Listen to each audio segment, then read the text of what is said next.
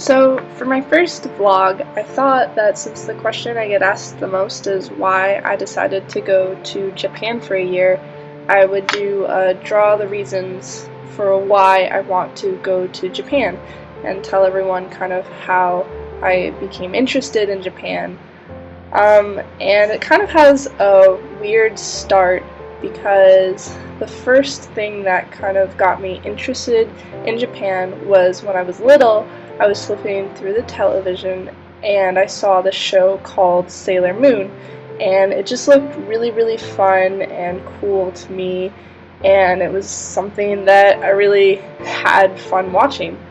And I guess in my mind I was just like, oh wow, look at this, there's so many awesome girls and they have really gravity defying hair and clothes, and I wish I could be that cool and have a weird transition where no one can see my body but somehow my clothes change into a super cool outfit, and I could have lots of friends and we could all be superheroes and no one would know our identity, and yeah, it just seemed really cool. Oh, and I also really liked the character Tuxedo Mask because I thought he was really cute and handsome, and he always loved Sailor Moon, so I had a crush on him.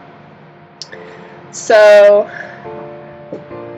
then I kind of didn't watch any more anime for a while, and so I might not have become interested in Japanese culture until about 7th grade, when I think I was in French class, and of course I wasn't doing work, so I was doodling, and I did this really bad drawing, and I was like, oh, that kind of looks like some type of something that I think I saw once.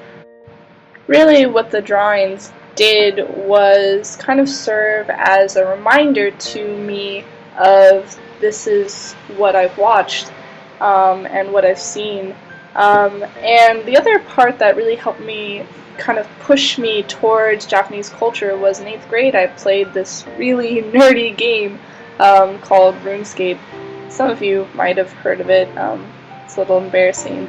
And on that game I had a group of friends, of people that I knew in real life, and we formed this awesome group of people. We thought that we were pretty cool kids. We had this spot in a city called Varrock, and we would stand there with all of our armor, and people would walk by us, and we were just the cool kids of the game. But one of the times I was playing, one of my friends said that, oh, you should watch Naruto, and I was like, oh, well, I'll check it out. And I remember I watched some episodes of Naruto, and I thought it was really, really fun, even though the first couple episodes are pretty dumb. I just liked it right away, so I watched a lot of that, and I also would go on YouTube and watch things called anime music videos, and I just kind of started to really get into this thing called anime.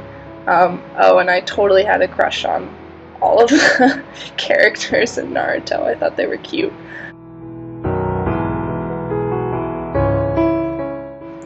So I really liked Naruto, and from about 8th to 10th grade, I would sit on our desktop, sorry, mom and dad, and I would just spend a lot of my time after school watching AMVs and Naruto for just hours, but I didn't really know very much about like actual anime until this one day in my 10th grade English class.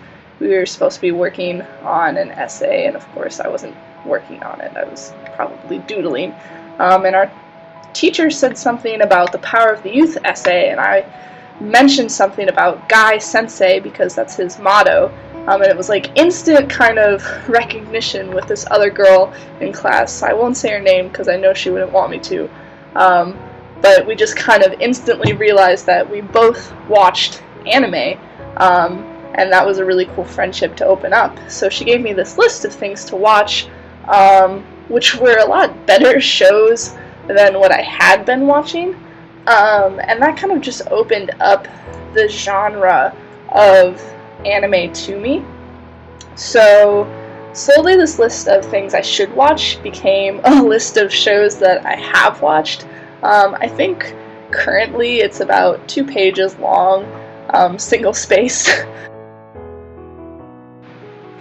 Gradually, what I came to realize as I watched more and more of these shows was that there would be certain words that the characters would say, and I began to recognize them. And I wouldn't say that there were a lot of words that I recognized, but I just kind of verbally could repeat them. And to me, that was the beginning of how I fell in love with Japan, because it moved from just the animation to, the whole culture with their festivals and the Japanese language and Japanese cuisine. It just all became so interesting to me, and it was something that I wanted to be a part of. So 12th grade kind of rolled around, and it was the time to kind of finalize what college I was going to go to. And as I visited different colleges, I had this checklist in mind, and of course I wanted to have a good English and history program, but I also really wanted the college to allow me to study abroad for a whole year in Japan. So I decided to go to Allegheny. It was pretty early freshman year when I set up a meeting in Excel with a woman named Jenny Kawada, and I remember saying to her, I want to go to Japan. And she was really excited because she had lived and studied abroad in Japan, and I was really the first student, I think, to express interest in it. So she told me about a program called the Keio University program, and she listed the requirements for it and kind of what it entails, and she told me how awesome it was and how it had a really great scholarship to it, and it just got me really excited about this program. So for the next 2 years, with Keio University in mind, I really kind of focused myself so that I would get good enough grades so that I could qualify. And the other really hard part about it was, since I was a double major and I really didn't want to give that up, I really had to plan carefully to make sure that every single class I took would count towards my major so that I could graduate in 4 years but still have my double major and study abroad for a whole year, because I really wanted to go for a whole year. This is kind of what I felt like most of the time during those 2 years, really stressed out. Of course, most college students do. But despite all the hard work, I really don't mind it, because now this kind of dream that I've always had of going to Japan has become a reality, and it's something that I've dreamed about and hoped for so long, and it's finally coming true. And I just wanted to thank everyone that's kind of supported me on my road, and I hope that you'll stay with me along the way.